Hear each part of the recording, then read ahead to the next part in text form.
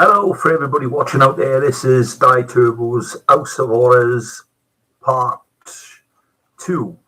So I'm hopefully going to be doing this on a regular thing.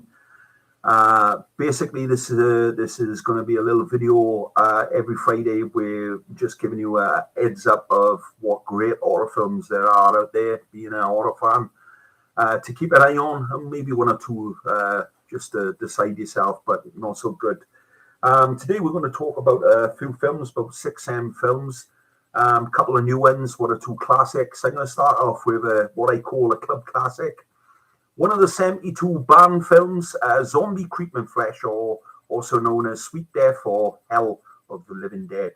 Now, I was a big zombie fan growing up as a kid in the 80s.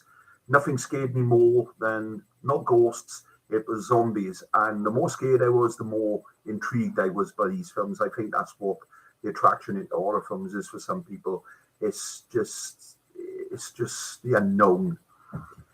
Anyway, I missed out on this film. I spent late 80s in my teens, early 90s, desperately looking to find this film to watch.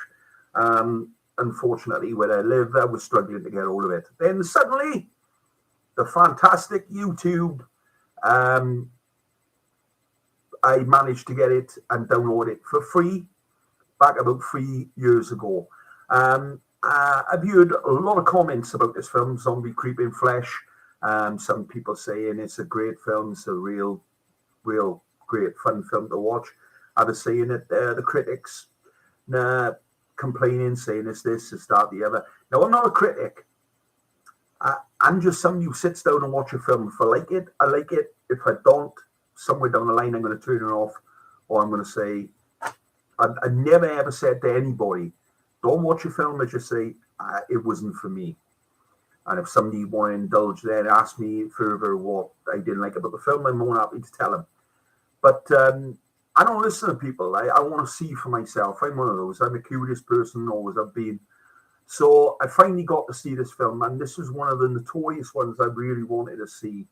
And I sat down, it was in the afternoon, about 3 years ago, and I had a beer in my hand, and I thought, this is a beer drinking film. I know it is. And from the first 5 minutes of the film, the music is fantastic. Again, by the great 70s, 80s group Goblin. I am going to check them out this weekend and see if they still go in and if they're still doing anything of films, and get a list of all the films that they've done music for, and maybe go revisit some of them films. And I know they've done quite a few. I sat down and watched this film, and from the first 5, 6, 10 minutes of the film, it just is pulsating. There's non-stop. It just goes right into it. It's one of the best startings to an horror film I've ever seen. It's a massive, huge, factory-looking place in the middle of nowhere, and you can see the smoke belching out from the start. You can see that the smoke was going to be a problem. A rat bites these two men that's checking on this nuclear stuff or whatever they're dealing with. Stuff they're dealing with is Sweet Death. That's what it's called. They don't really go into what they're doing there and what they're experimenting, but we don't know what the end game is, whether it's some sort of chemical that they're dealing with that's going to that they're going to use in wars or whatever. But within 15 minutes, 20 minutes, you've got zombies flying about, eating everything in sight. It is the perfect film for me again. It's got plenty of gore. It's not a film to be taken seriously. A group of rogue sort of snipers get involved in this film and get sent to this island to find out what's going on, and they end up being chased and chasing the zombies and killing the zombies and being killed. These people are crazy. They're not to be taken seriously. It's a tongue-in-cheek kind of film. It's got a lot of humor mixed in with quite a lot of horror and some real good dialogue. I thought the film itself was spot on. No complaints about this film at all. I just think it was the perfect film. I thought it was the right amount of gore. It didn't go. It was extreme, the gore, but it wasn't over sort of salt. I think the atmosphere on the island was spot on. I think the music was brilliant. I think the actors was as good as you can get in your low budget horror, and I just think it's an overrated film, as in people seem to shun this film a lot. It's not up there with the classics, although I think it should be, and it's never been shown on British TV, as far as I know. So that's one to look out for. Now, if you've seen it, or you're my age in your 40s, and you want to see it, it's a thumbs up for me, 10 out of 10. I love this film, and I watched this film a few times, and I enjoy it every time. In fact, I enjoy it a bit more from start to finish. I love the beginning of this film. There's just something crazy and atmospheric about it that just, you know, straight away. Within the first 10 minutes, you know it's going to be a good film to watch. The zombies are pretty much spot on. I still think the zombies in Burial Ground were the best zombies I've ever seen. Just unreal. The person I'm gonna have to get hold of the person that done the makeup for them zombies in our film, because I think they deserve so much credit. I mean, Tom Savini, he's the master of all makeup. I mean, he even starred in quite a lot of horror films, and he's the genius, but they were cut above the rest, in my opinion. The Zombie Creeping Flesh, a fantastic film. Again, do I think it should have been on? They shouldn't have been a bad list, in my opinion. Nor it shouldn't have been on. There's only one film in that ban list I honestly didn't think deserved some sort of notoriety, and that was a film I'm going to come on to speaking about later on in the month, called Highlander Death, which just is a real sick, perverse spin on horror. Anybody has seen Highlander Death, called 1977, 1978, I think. It's been on the Horror Channel in Britain once. It's a full-on film. It's quite strange. But Hell of the Living Dead, or Zombie Creeping Flesh, I like the Creeping Flesh name of the horror film rather than Hell of the Living Dead, because everybody got the living dead at the end of it now in every film. But this film is fantastic. Anyway, this next film I seen Monday, just gone, and I watched it because I just like the look of the cover, as many 80s films, excuse me.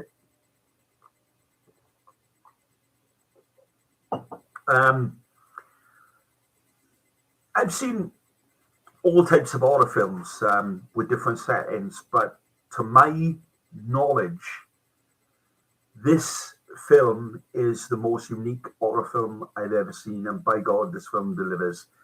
The name of the film is called Deep House. It's pretty much a new film. I think it came out this year. Basically, what it is this young girl, young boy who are in love, beautiful, lovely couple. And they go around Europe and they go around the world, American. I think she's sort of half European, half American. And they go around and they film in footage of different historic and haunted places. Yeah. You think normal story to a normal creepy ghost film. No, not this one. The reason why it's called a deep house is because this is a haunted house that is buried in a lake underwater.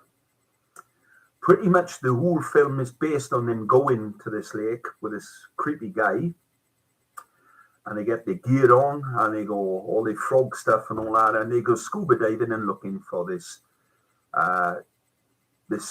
house, huge haunted house that's been flooded out and is in this lake.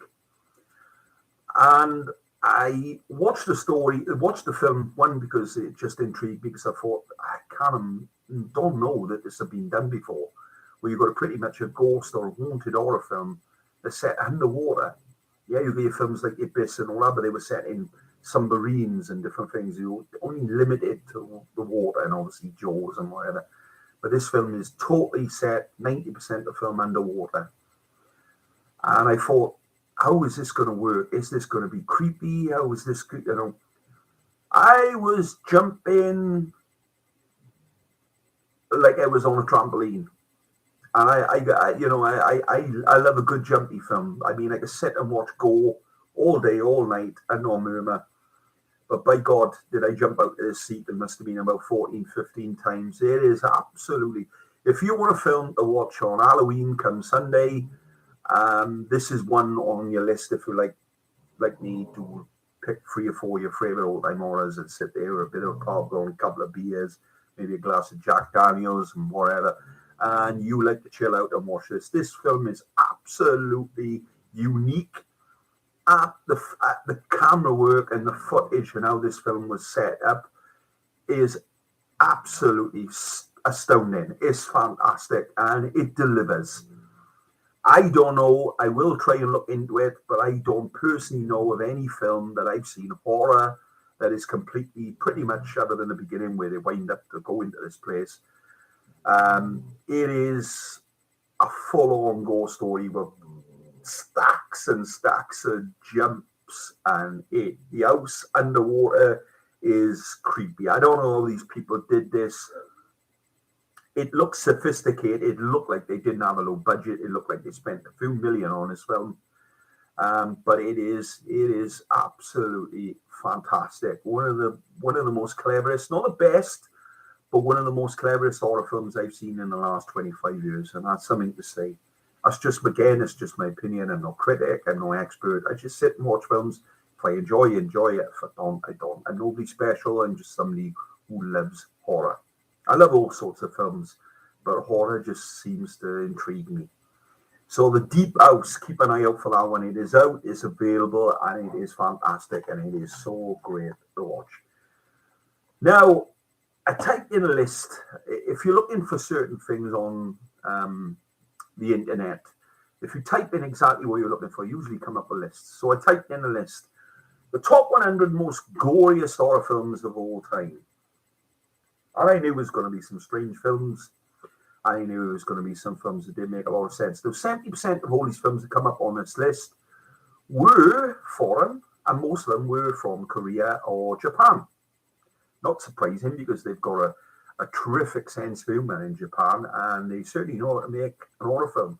And if you love blood and guts and gore by the bucket load, well, you look no further than a Japanese horror film.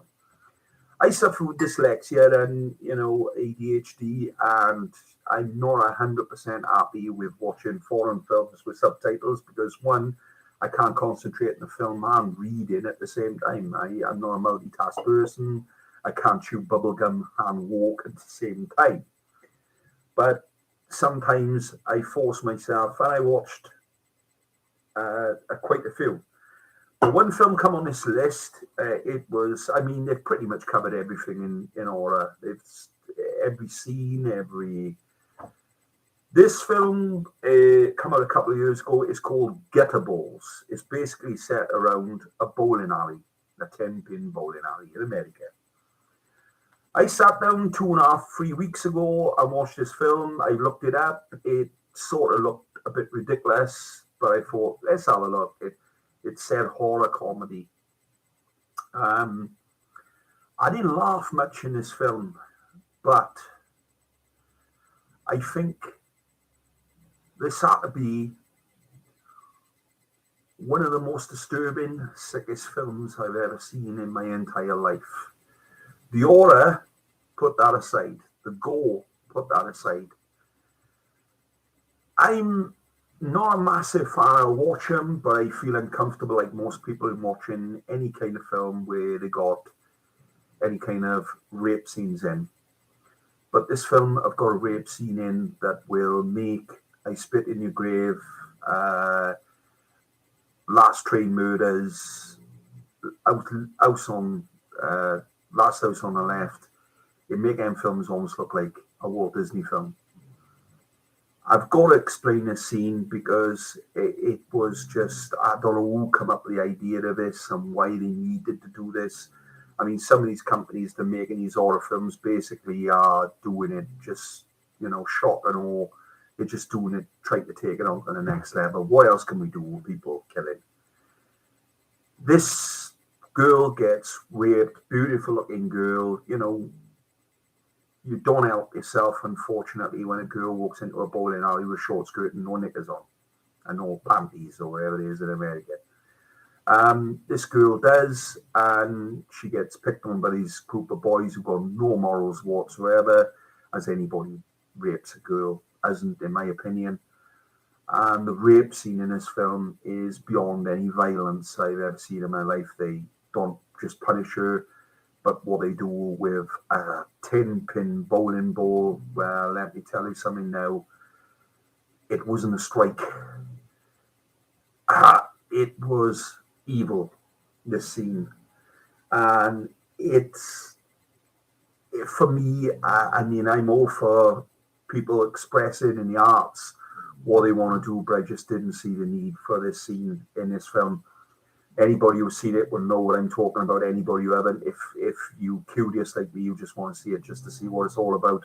This is violent. I mean, what they do to this girl with a 10-pin bowl, with a 10-pin, with a skittle or a 10-pin bowling thing, with the things we went down, is brutal. This just is extreme beyond anything I've ever seen. This film is nuts, and that sets the scene for the film.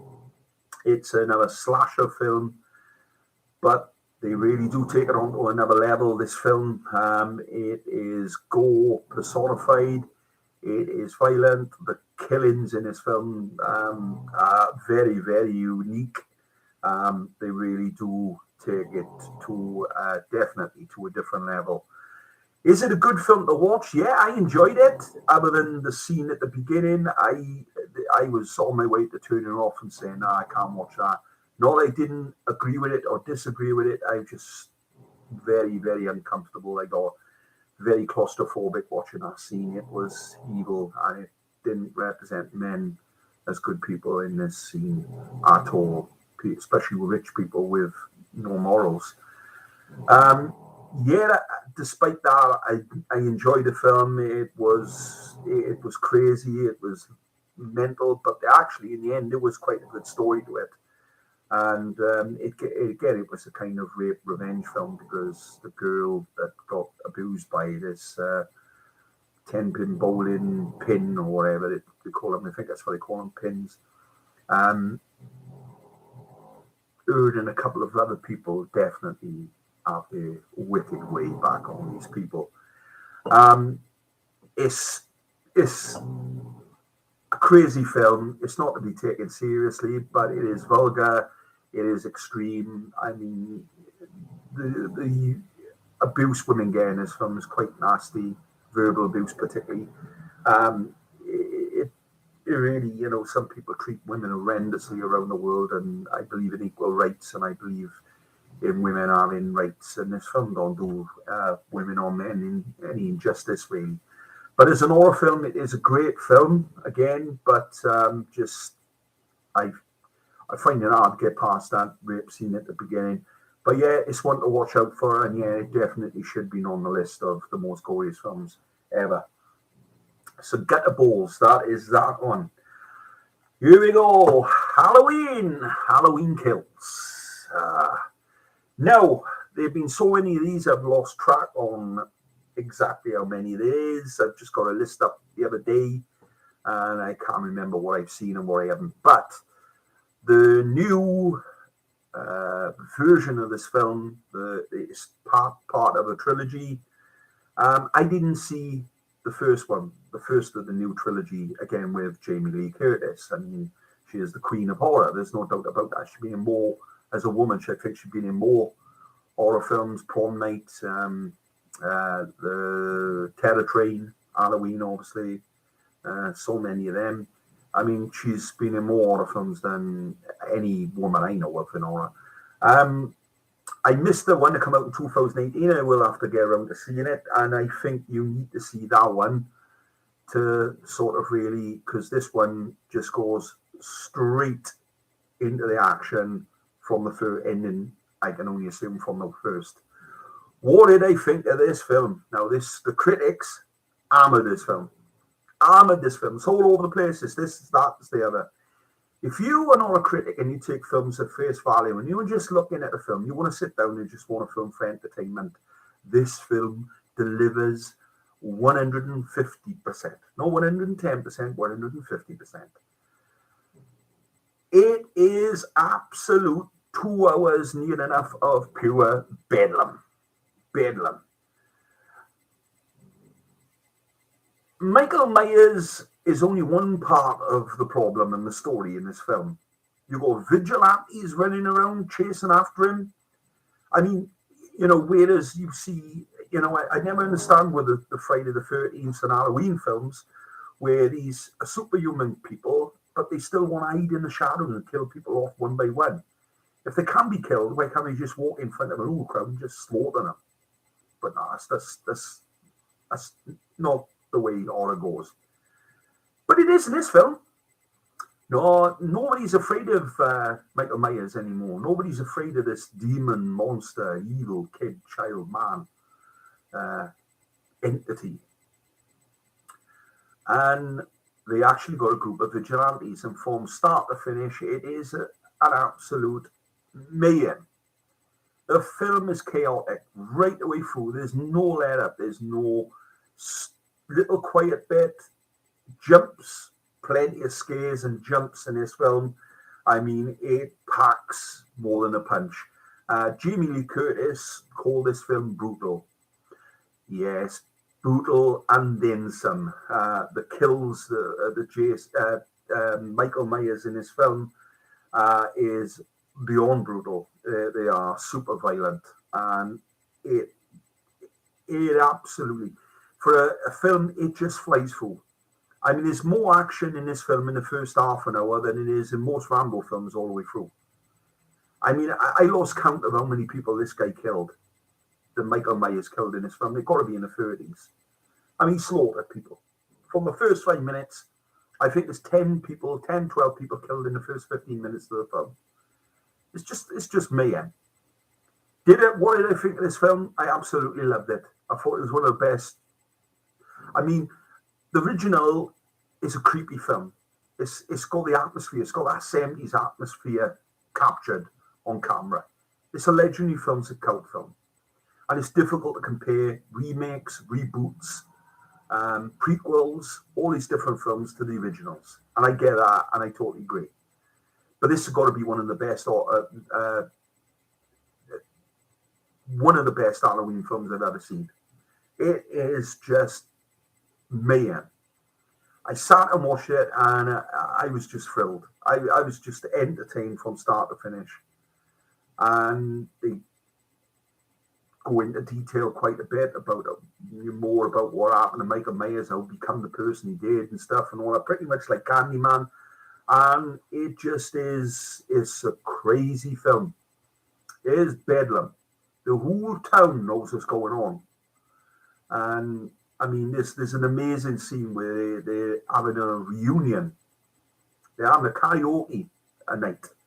And they're having a reunion because it's 30, 40, 50 years since this incident of Michael Myers.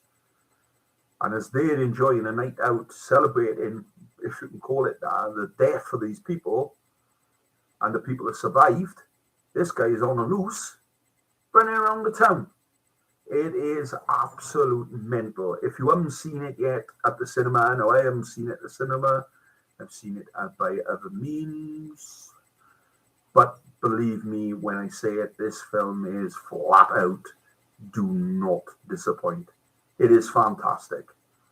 I am not into these films going on forever and ever and ever and ever. It just doesn't stop. But this film really, really was a fantastic film as an horror.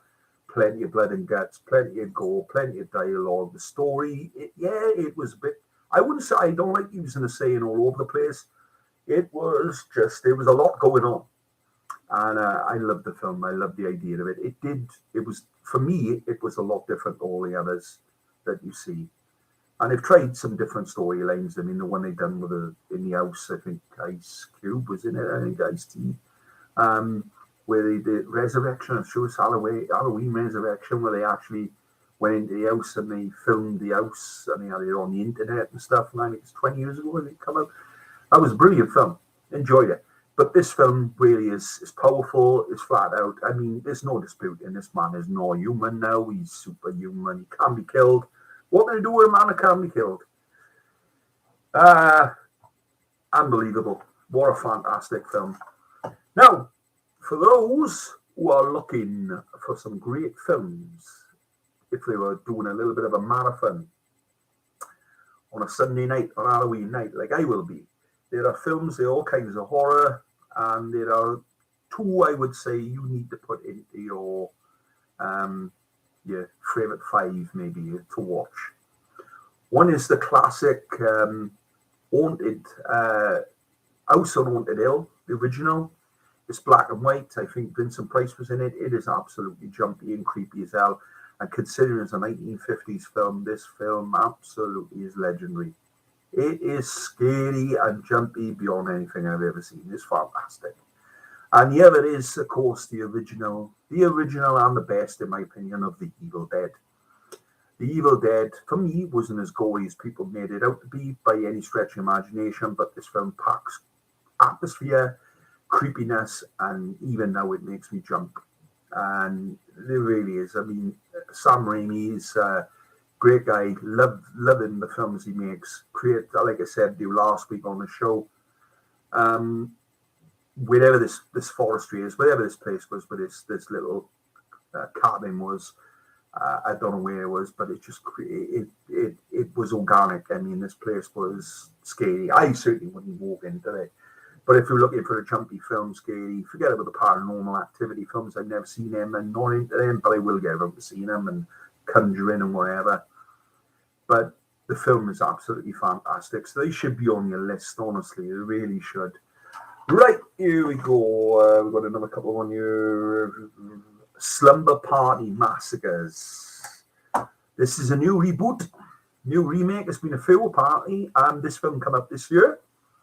I sat down last Saturday or Sunday night and was absolutely entertained beyond belief. What a fantastic film. The guy that plays the killer in the film is as creepy as it could possibly get. He's a right nut. The kills in this film is fantastic. The storyline is great. Usually with most, I'd say 75% of all horror films today, you always get a girl surviving in the end. This is sort of not really any that different. There's a little bit of a twist in this film. It's got a decent amount of comedy in it to sort of make you sort of relaxed, and that's where the jumps and the kills come in. Slumber Party Massacre 21 is an absolute real entertaining film. Fantastic. I enjoyed it. I thought it was cleverly done. They put a decent bit of money into it. If you're a typical man like me, and I know everybody live in a world where we're PC today, but I'm not politically correct. I'm not correct, and I'm definitely not political. If you're a man or a young boy and all that, the women in this film are hotter than a sunburn in the Sahara. They are dynamite. And the guys, there's a few real funny scenes in it, particularly with this guy showering. You've got to see it to believe it. It's like a Coca-Cola advert. If anybody remember that, where they're watching this guy drink Coca-Cola with his sweaty six-pack body. I haven't got no six-pack. I got a tank. And I ain't into 6-packs and 4-packs. The real deal with me, I drink a lot of beer, so it's a tank or a 6-pack. But this film is spot on. It's really funny. The kills are real, pretty great in it. It's got a right amount of gore, right amount of comedy, a little bit of good music in it too. The cabins are absolutely beautiful. It's a really good film. I enjoyed this film. I enjoyed the original. It's on the ban list. It shouldn't have been. So there you go. That's pretty much a short one this week, half an hour thereabouts. Like I said, The Deep House, phenomenal. I was blown away with this film. Zombie Creeping Flesh, just a legendary film. It's in my top 10. Just love this film. Watch this over and over again. I might even watch it in like a couple of years. Get the Balls. Great film to watch, but the rape scene in the beginning is just, oh my good God. It's just, I just can't believe what they come up with this real idea. Halloween Kills are best horror film I've seen this year so far. I've seen quite a few too. The Evil Dead should be on your list for Sunday for scares on Halloween. It's just a great film. Slumber Party Massacre is just a brilliant, great horror film to watch. And there you go. Now next week we're going to be there's a lot of new horror films coming out. We got a lot of Scarecrow films coming out. So we got Scarecrow Gone Wild next week. The new Paranormal Activity. I know I haven't seen them in order. I think I've only seen one. There's a brand new one out now. So we're going to be reviewing that. So I'm going to be watching that sometime over the weekend. We're going to be going through. We're going to be talking about a couple of real hardcore notorious ones. We're going to be talking about I Spit in Your Grave next week. And of course, before I finish, I'll go into a little bit the famous Cannibal Holocaust. I've done a video about this film before, but it angers me. This film intrigues me. It's from, I mean, it's weird what happened. I mean, I knew how notorious this film was in the 80s, and I never seen it. The family watched it. I didn't. They just thought it was a little step too far from a kind of film for a young person to watch. I may agree with. And I spent a lot of research at this film before I watched it. I thought, how bad is this film? 3 years ago, or 4 years ago, I think it was 4 years ago, I started looking into the documentaries about the film and stuff, and I thought, how bad is this? Am I going to be able to stomach this film? I didn't really read into the story as much, more to do with the notorious stuff behind the scenes. But the film, the name Cannibal Holocaust really sort of is a bit misleading, because there's a lot more cannibalism in this film. Basically, what the film is all about is it's basically telling you is what gives us the right to judge, what gives us who is bad and who's good, because in this film you've got two kinds of bad people. You've got the cannibals, well, if you can call them bad, because they provoke into doing the crimes that they committed. But the real criminals, the real villains in this, was the crew that going in to film these cannibals, who were normal tribes people in the Amazon. They were pushed into this just for these people to get an extreme video. And then when things got sticky, they turned on the people. Now, I found this film unique. It's supposed to be classed as the first found footage film. I'm not a big fan of this found footage nonsense. I really ain't. I don't like these people just holding a camera and you see what's in front of it. I like to see people, and it's just not my scene. I've watched a few of them. So we're going to go into detail of that. So we'll be finishing now and come back, and I'll try to entertain you next to see you. Georgie!